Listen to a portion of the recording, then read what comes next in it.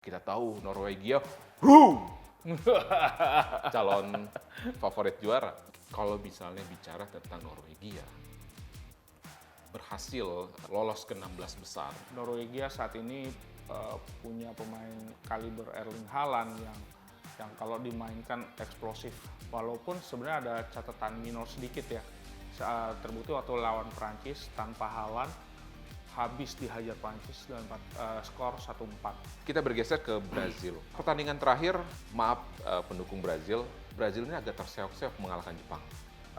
Di situ banyak yang mengkritik taktiknya Ancelotti yang yang kenapa memilih Igor Thiago di lini depan. Tapi akhirnya Ancelotti memperbaikinya dengan akhirnya dia memaksimalkan Matheus Cunha sebagai ujung tombak. Dan itu terbukti. Ternyata Cunha pun saat Brazil mengalahkan Haiti 3-0, Cunha mencetak brace.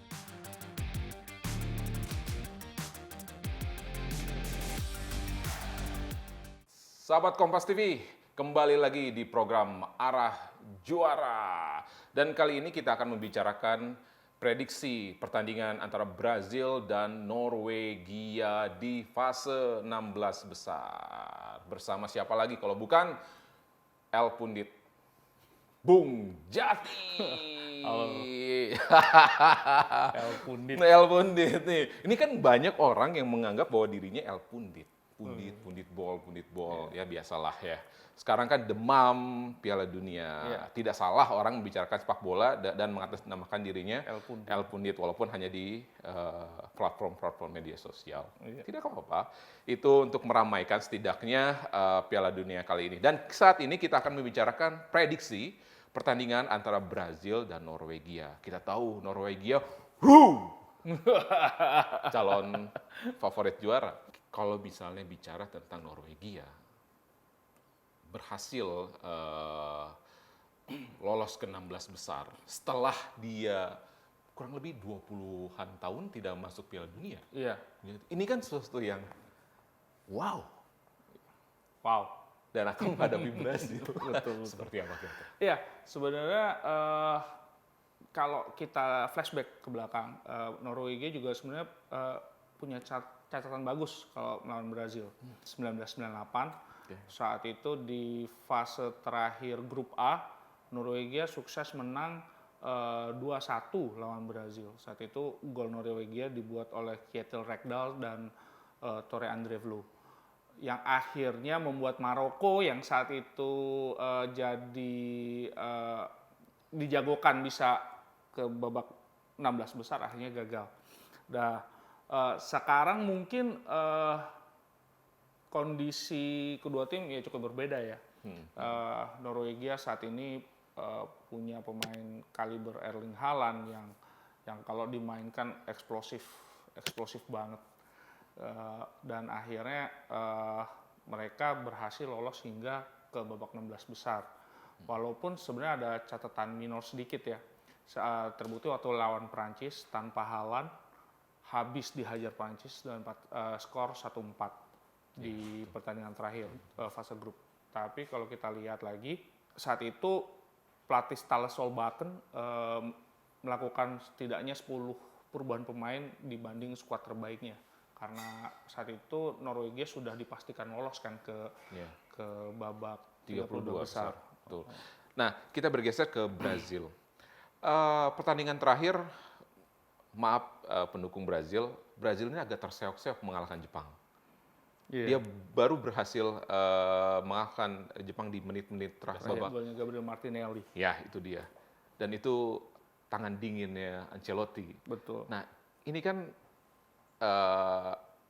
ada tantangan yang cukup berat juga ketika dia harus berhadapan dengan Norwegia. Dengan catatan bahwa ketika melawan Jepang saja dia agak terseok-seok. Iya. Tidak bisa dipungkiri juga Jepang saat ini berbeda dengan Jepang dulu gitu kan. Bagaimana sekarang nyaris semua pemain Jepang itu kan main di Eropa. Dan Brazil sendiri sebenarnya memang di Piala Dunia 2026 ini emang memulai start dengan terlambat ya. Mereka akhirnya harus bermain imbang 1-1 melawan Maroko kan di fase Iya, grup. betul. Di situ banyak yang mengkritik taktiknya Ancelotti yang terlalu yang kenapa memilih Igor Thiago di lini depan. Tapi akhirnya Ancelotti memperbaikinya dengan akhirnya dia memaksimalkan Matthias Cunha sebagai ujung tombak. Dan itu terbukti. Eh, Ternyata Cunha pun saat Brazil mengalahkan Haiti 3-0, Cunha mencetak brace dan 1 gol lagi dicetak Vini. Dan Vinicius dengan strategi Ancelotti yang sekarang, dia bermain lebih di belakang penyerang ketimbang dia melebar. Ternyata dia merasa lebih nyaman, padahal itu bukan posisi dia biasanya. Gitu. Jadi ya saya pikir perubahan ini bisa dimaksimalkan Ancelotti untuk melawan Norwegia nanti. Apalagi kalau kita lihat pertahanan Norwegia sebenarnya tidak terlalu kuat ya. Dua center back Norwegia, salah satunya Christian Ayer, memang tinggi, tapi untuk kecepatan mereka rada kurang sih.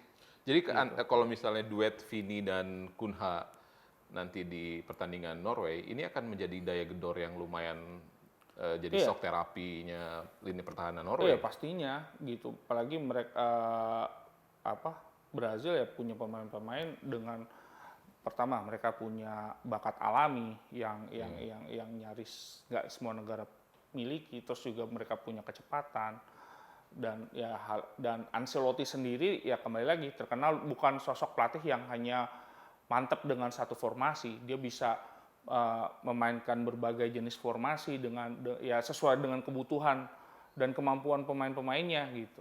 Jadi ya itu bakal jadi pembeda sih menurut saya.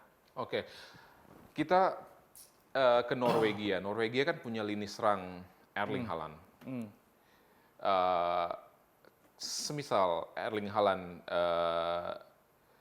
bisa diimbangi oleh lini pertahanan Brazil, siapa super sub yang kira-kira mampu untuk setidaknya meneror lini pertahanan Norwegia? Iya, itu yang saat ini sebenarnya jadi masalah kan.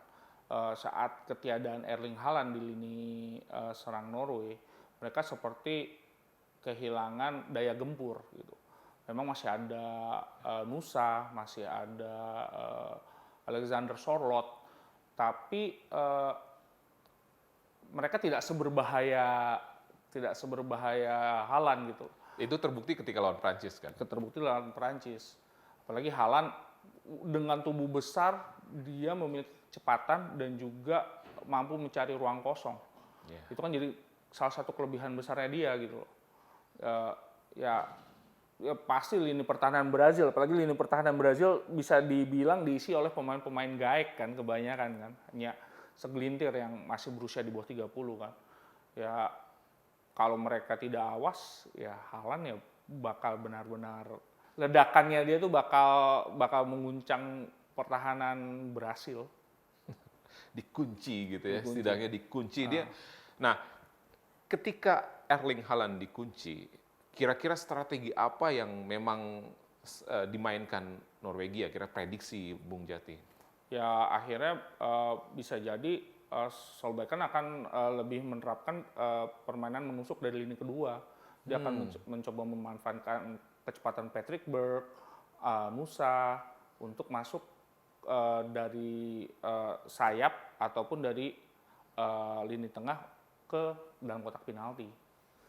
Mantap. Atau juga bisa jadi kalau Alexander Sorloth dalam on perform ya mungkin aja dia bisa menjadi penentu yang mengejutkan gitu. Dalam wawancara terakhir, Erling Haaland ditanya apakah dia Norwegia akan lolos ke perempat final, dia hanya ketawa. Wah, ini berat katanya. Itu ketika Norway berhasil lolos di 16 besar, ditanya seperti itu dia hanya ketawa kecil terus berat katanya. Nah, kira-kira prediksi Bung Jati pertandingan Brazil dan Norwegia berapa kosong? Ya, Saya pikir Norway memang kalau kita bilang dia untuk menjadi juara, jujur itu masih jauh karena Norway bukan suatu tim yang secara tradisional memiliki kekuatan sepak bola yang apa istilahnya yang bukan standar sih. Jadi mereka selalu masuk Piala Dunia juga tidak gitu. Tapi memang lebih banyak sebagai tim kejutan. Tapi di sini Norway juga saya lupa untuk bilang bahwa mereka juga punya sosok Martin Odegaard yang bisa mengejutkan lini pertahanan Brazil. Tapi kembali lagi mentalitas juara Brazil terbukti walaupun dengan kondisi yang istilahnya belum maksimal, tapi Brazil akhirnya bisa bangkit saat mengalahkan Jepang, terus mereka bisa belajar dari kekalahan dengan akhirnya bisa mengalahkan Haiti dan Skotlandia. Saya pikir Brasil masih memiliki gen itu gitu, gen sebagai seorang juara, seorang tim juara. Walaupun terakhir kali mereka menjadi juara di 2002, udah sekitar berapa? 24 tahun ya. 24 tahun yang lalu. Tapi gen itu saya rasa apalagi dengan banyaknya pemain senior di Brazil dan Neymar juga masih ada di sana. Setidaknya kalaupun mereka secara permainan tidak memberikan kontribusi yang banyak, tapi secara moralitas dan mentalitas tim mereka bisa jadi tambahan kekuatan yang mengejutkan. Tadi bilang ada pemain-pemain senior gitu ya. Akankah Neymar tampil ketika melawan Norwegia? Ya mungkin saja walaupun mungkin tidak full ya. Neymar bisa saja berperan sebagai talismannya Brazil gitu. Karena sebenarnya keputusan Ancelotti membawa dia kan juga cukup mengejutkan karena saat itu Neymar sedang cedera. Tapi saya pikir mungkin memang Ancelotti membawa Neymar adalah karena dia melihat Neymar ini berpeluang menjadi sosok jimat buat Brazil. Gitu. Bukan permainannya yang dibutuhkan, tapi keberadaannya gitu. Bisa jadi seperti itu. Karena toh terlihat kalau dia pun dimainkan kan tidak secara full kan. Gitu. Jadi ya lebih ke arah jimatnya Brazil sih kalau untuk Neymar saya lihat. Oke, tadi kan sudah kita cukup membicarakan Brazil punya mentalitas juara, secara possibility juga dia ya mampulah mengalahkan beberapa negara-negara. Mungkin saja, apalagi ya kembali lagi tentunya di kubu Norwegia sendiri kan ini euforia bahwa mereka sebagai tim kuda hitam, mereka tentu berharap bisa seperti Maroko tahun lalu atau Korea Selatan pada tahun 2002, yaitu bisa sampai ke semifinal. Itu juga jika mereka bisa melakukan itu kan udah sebuah pencapaian tersendiri kan, sejarah sendiri bagi Norwegia. Tapi ya kembali lagi, Brazil tentu kayaknya masih bakal menjadi sandungan deh buat Norwegia. Akan jadi sandungan, kira-kira tebak skor? Ya mungkin antara skor 2-1 atau 3-2 untuk kemenangan Brazil. Nah, kira-kira akan tipis skornya antara 3-2 atau 2-1 sesuai dengan prediksi Bung Jati, saya sepakat itu. Karena dua kekuatan tim Brazil dan Norwegia ini cukup kuat ya belakangan ini. Dan kira-kira sahabat Kompas TV, Anda menjagokan Brazil atau Norwegia? Salam arah juara. Kita akan bahas lagi tim mana di fase 16 besar.